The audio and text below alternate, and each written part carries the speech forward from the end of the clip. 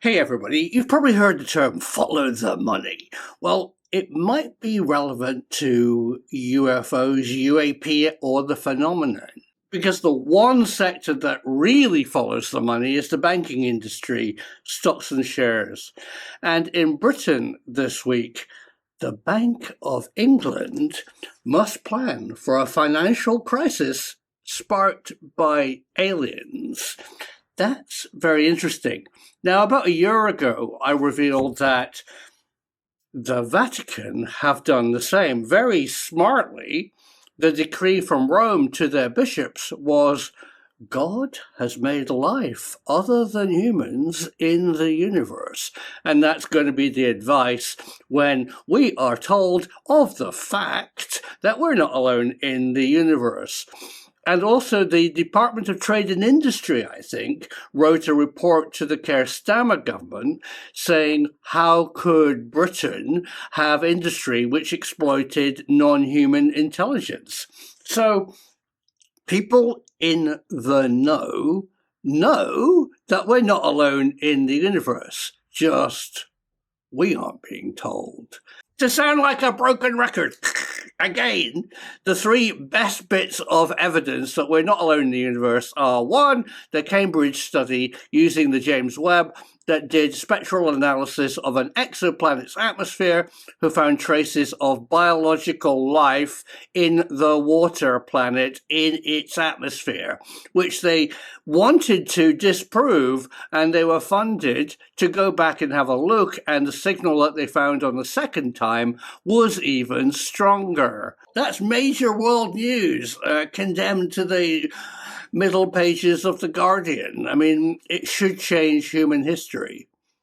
And the European radio astronomy community have definitely detected technological signatures that they're parsing from AI evidence from the Square Kilometre Array and now network radio telescopes here on Earth. And for some reason, Breakthrough, Listen and SETI have decided not to release that information publicly. And then I think the third bit, which is very exciting, is that the Mars rover has almost definitely found evidence of fossilized bacterial life on Mars. But of course, we've lost the funding to bring home those samples. So a small subset of sensible science, excuse the alliteration, know the truth. And that truth has been shared with world governments and religions. And why not the Bank of England? Well, I mean, the Bank of England, meaning the stock market, would be affected. Let's go through this report that was written by a Bank of England stock market advisor asking the question, how would the financial services be changed when publicly it's announced that we are no longer alone in the universe? I mean, I think she calls them aliens, but I think it's a bigger picture. Let's go through this and you will be horrified with what she says about you. Okay, so the Bank of England must plan for a financial crisis being triggered by an official announcement confirming the existence of alien life. It's not going to affect my pension, I don't think. I think that's absolutely ridiculous. But what she said, and when the Times of London interviewed her for this article, this is what the advisor who wrote this article for the Bank of England actually said. She said, I just thought it was a Hollywood thing, this aliens, and it was only backwards people who saw them or talked about them. Backwards? She said, I didn't know that governments were actually studying them. All right, so let's just put her correct, and anybody who doesn't know this. We are not alone in the universe. There's evidence, and it's accepted by governments all over the world, that UAP, unknown anomalous phenomenon, a kind of modern term for flying saucers or UFOs. The reason they changed is that a lot of the things that people are seeing seem to be more phenomenon-based than solid. which actually is quite interesting, in my humble opinion, as I think we're not alone here on Earth.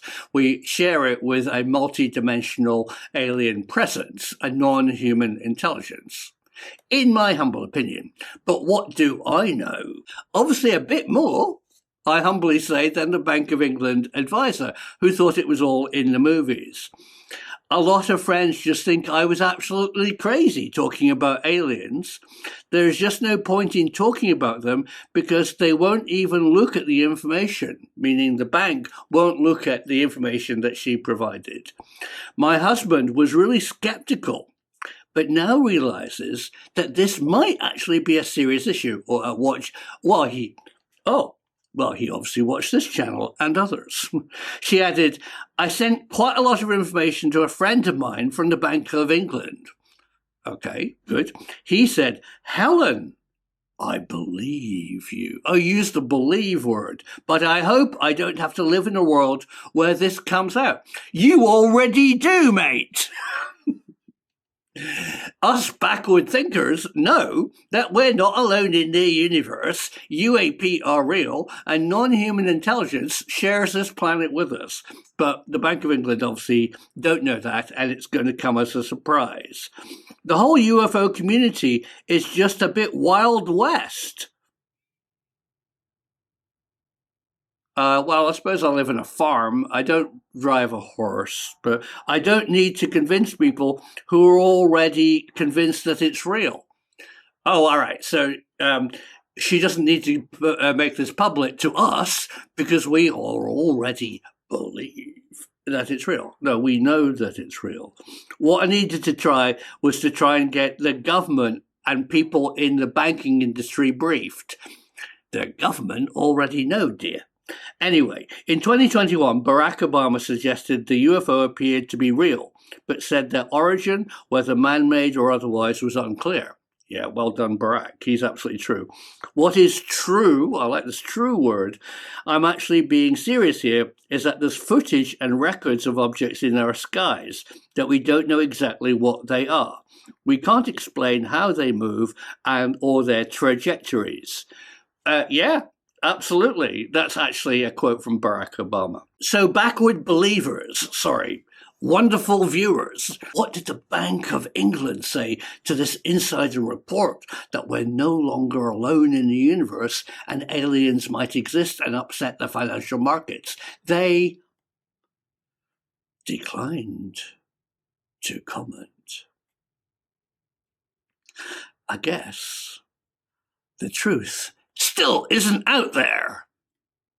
An update on BLC-1 and finding extraterrestrial technological signatures. Oh yes! First of all, a second and big shout out to Sabine Hosenfelder. Thank you very much, Sabine. That was great. She got back to me and accepted that interesting things are going on in the EU. As a German citizen, I thought she would have mentioned that, but she didn't. But now she knows about Astrum in the Netherlands, Germany and France, who are being funded by the EU Horizon Fund for interesting radio telescope research. And another news item from me, which turns out to be a bit disappointing. Remember I showed you this, the BLC-1 signal with its audio?